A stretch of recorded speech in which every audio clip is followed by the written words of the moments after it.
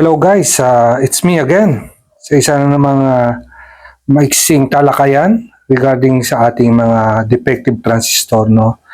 Ang ating pakay sa talakayang ito ay ipakita sa inyo kung paano mag-testing ng mga defective transistor o ipakita ko sa inyo kung ano ang reading ng defective transistor gamit ang ating analog at digital. So, i-compare natin yan, no? So, meron kasing pagkakaiba yan dalawang yan, no? In terms of accuracy sa reading between analog and digital tester. Let's kick off with this one, no?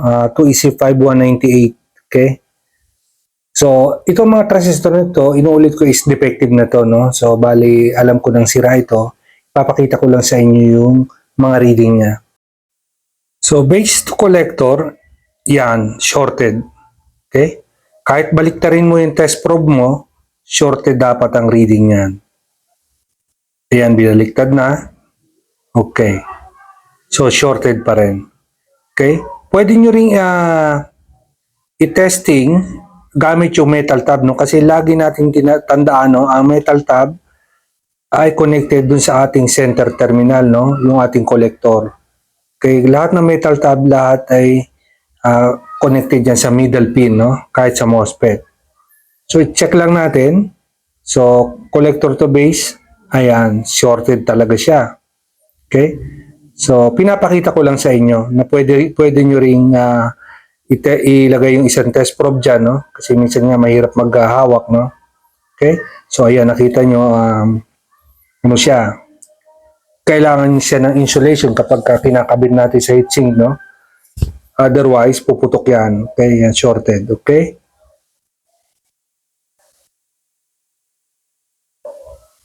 So, check natin sa buzzer, no? Buzzer mode, ayan.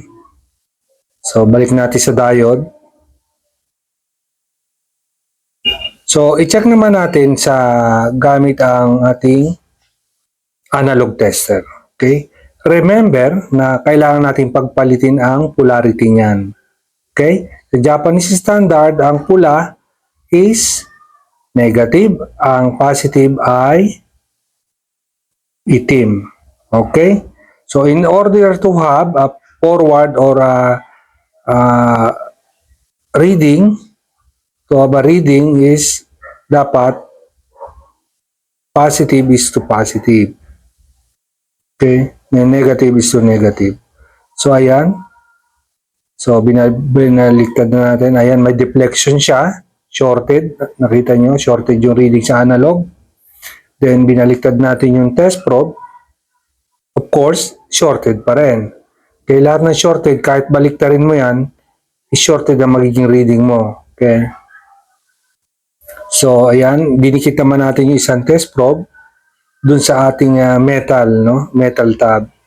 Okay? Pasensya na po kasi medyo hirap kasi pag walang nagbibideo. Eh. So, ayan, nagkakagulo yung ating mga test probe na lalaglag, no? So, ayan. So, kita nyo shorted talaga siya. So, 100% shorted siya. Okay? So, may mga fault ng transistor, no? Na visually, makikita nyo na sira yung mga sabog na, no? Sunog. Obviously, there's no need to check it. If you see it blown or sabog or sunog na. So, there's no need to check, no? Waste of time. Replace it immediately with the same rating, same number, and same type of component. Okay? So, mas panatag tayo kasi kapag nagpapalit tayo na eksaktong-eksakto yung piyesa na pinalit natin, no? So, to prevent the back job in the future.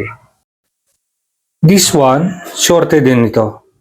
So, makikita nyo yung base to collector, no? Bago siya mag-shorted, is yung reading niya is gumagalaw pa, no? So, nagbabago-bago. So, may problema na internally, no? Na hindi natin nakikita. So, but gamitan natin sa digital, no? Ito yung sinasabi ko sa inyo na kapag analog ang ginamit natin, rather, is mas mabilis nating nalalaman, no? Kasi sa digital, katulad kanina, no, nagre-read pa siya, then suddenly bibigay siya ng shorted na reading. Dito sa analog is makikita mo agad, no? Kaya yung mga technician is mas gusto nilang gumagamit ng analog in terms of sa pag-check ng mga transistor and diode. Check natin ang isa na to, no? Shorted. Okay, base to collector, shorted. Then, i-reverse natin yung test probe. Shorted pa rin. So, normal po yan na ganyan ang reading kahit baliktarin mo shorted. Kasi yan ang nature ng shorted na defect ng transistor. No? Kahit balibaliktarin mo man yan, test probe na yan, ganun pa rin. Itong collector to emitter. So, ayan, nagre-read pa siya. Ayan, hindi siya shorted, no? Okay.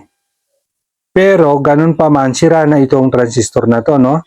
Dahil hindi naman po pwedeng bumana yan kung shorted ang kabila dahil lalong-lalo na kung yan ay ipipilit nating install, okay, sa circuit board. Mangyari niyan, baka mag-create pa ng sunog doon sa mga neighboring component niya at lumaki pa ang sira, no? Usually kapag kaya na nag-shorted, bumibigay na agad yung fuse. Okay? May fuse kasi yung power supply ng amplifier section. Separate yan sa ating power supply ng mga operational system. Okay? Yung mga 5 volts, yung mga 12 volts, separate po ang power ng amplifier na yan.